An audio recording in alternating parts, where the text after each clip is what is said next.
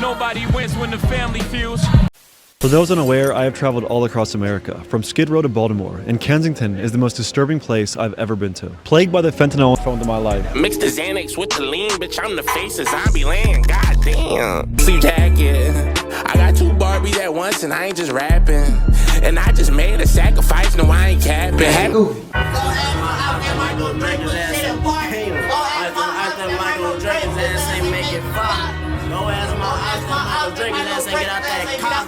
You know that. I shoot too fast, can't run you slow, hit the flow, you won't get up.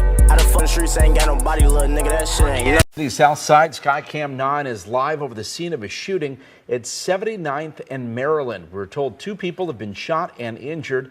They've been taken to the University of Chicago Medical Center, one in fair condition, the other in critical condition. You can see this is not far from a gas station. Police currently have the intersection of 79th and Maryland shut down. Imagine trying to shoot up somebody's block, spin where they at, and then you get stopped and become a victim. The joke's now on you. Recent news that a Philly rapper, a Chicago rapper, and a Maryland content creator was allegedly shot at in Chicago while filming, with further reports that the man who was doing the shooting allegedly was shot in the head in return. In this video, we go over the details while briefly discussing the people who was allegedly involved. So before we go over this one, I want you guys to remember, I don't give you no angle, I just give you the story. So with that being said, make sure you like, comment, and subscribe.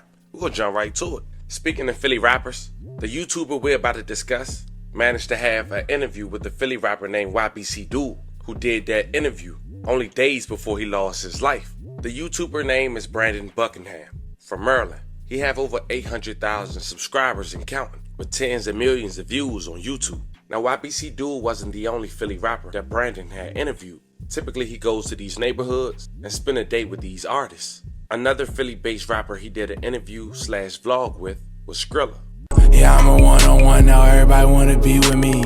They see that glizzy, yeah, that's glizzy, glizzy, glizzy. A guy from Kensington in Philadelphia, an area what they reference to on the news, and to the mass majority of people in Philadelphia as zombie land. Skrilla's out here signing autographs. You don't gotta do that with me.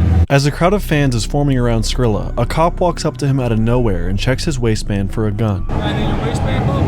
My waist? My man's the waistband. I think my man done. Pretty cool, man. Y'all good. Cop's checking his waistband. I just put that bitch up.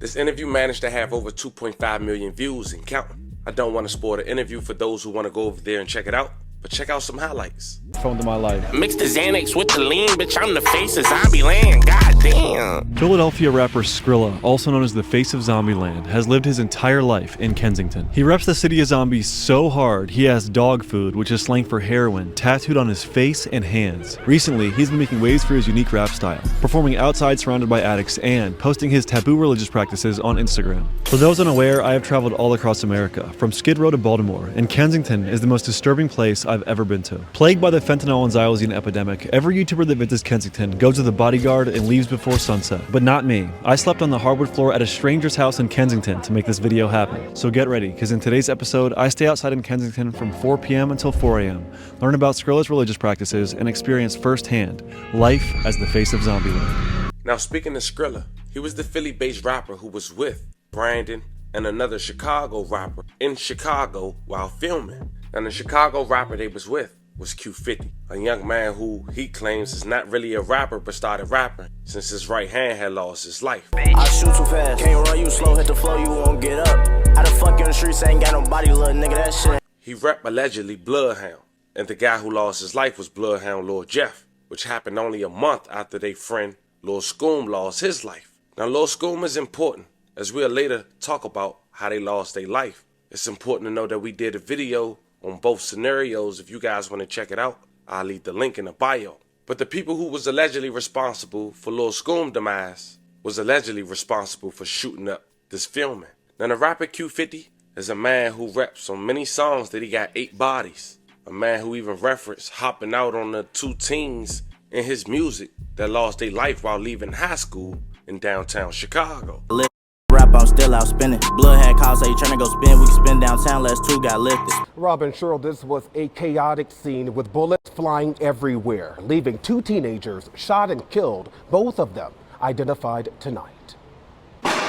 You can fix the shattered glass and cover the bullet holes left behind. Like a firecracker, like a... But the gaping hole in many hearts after two teenage students, identified tonight as 16-year-old Robert Boston and 17-year-old Monterio Williams, were gunned down during a busy midday in the Loop. Hey, we got two people shot.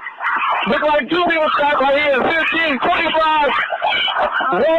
Isn't easily repairable. The friends of the two victims, they were trying to do CPR. It happened outside of Innovations High School near Wabash and Washington at the end of the school day just before 12:30.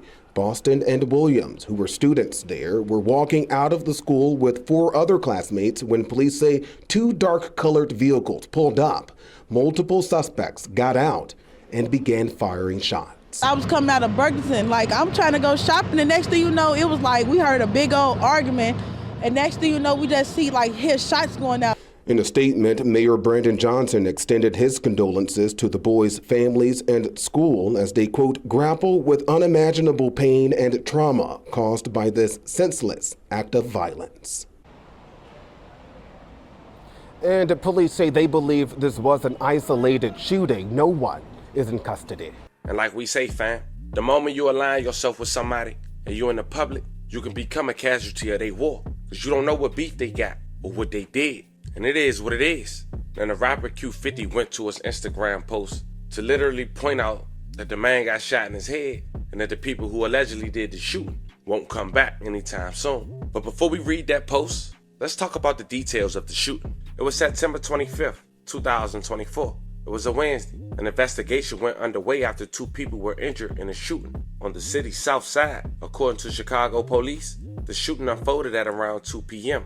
in the 7800 block of South Maryland Avenue in Grand Crossing. Police said one of the victims, a 26-year-old man, was standing on the sidewalk in the area when he suffered a gunshot wound to his right foot. The man took himself to the hospital, where he was listed in good condition. Now, I'm not sure if the victim was the guy standing next to the rapper Lil Schoon, may he rest in peace, who was the cameraman, who identified himself as AMFK. Everyone had nothing but positive words to talk about him, about the positivity that he pushed. But he was grazed, and we sent 11 prayers his way and praying for a speedy recovery. A second victim was injured in connection with the shooting, a male whose age has not been determined. He later took himself to the hospital after he suffered a gunshot wound to the head. He was listed in critical condition. Now, as of now, no arrests have been made, but helicopters were seen hovering around that area at around 4:10 p.m. Also, CPD officers could be seen canvassing the area near the gas station at the intersection of East 79th Street and South Maryland Avenue. Officers also had taped off a portion of Maryland Avenue near the gas station. Now, apparently people in that area and that neighborhood was ready for revenge. 79th and Essence is also an area where G Herbo claimed and is allegedly from. Now coming in from the city's south side, Skycam 9 is live over the scene of a shooting at 79th and Maryland. We're told 2 people have been shot and injured. They've been taken to the University of Chicago Medical Center, one in fair condition, the other in critical condition. You can see this is not far from a gas station. Police currently have the intersection of 79th and Maryland shut down as they investigate. Now coming in from the city's south side, Skycam 9. And we know a couple days ago, Chicago ended shot spotters. So tweets like this allowed more information. And say my man was ready to protect a block. An anonymous tip say 2 male black, both with dreads on the corner, one wearing a blue hoodie, a big gun going in and out of the buildings in front of a blue van. Now the man that was allegedly shot in the head was a guy who was identified as CEO Holcomb on Instagram. And the reason we know that is because after the situation, Q50 has said this: on my grandma, I got $5K for anybody. I don't give a if it's a doctor or they OG. If @_TMC slide or @CEO Holcomb could say F Bloodhound again or raise a finger, it's can't. According to Q50, both of them are victims. Now, if you made it this far, fam, after doing my research, the victims, the CEO Holcomb dude, people looking in from the outside, mistaking him for the Holcomb group that has something to do with Schoon. But it seems he might not. It seems he's a dude from Risky, which is an area in Chicago. Now, in that incident we just talked about on Wednesday was when he got head tapped.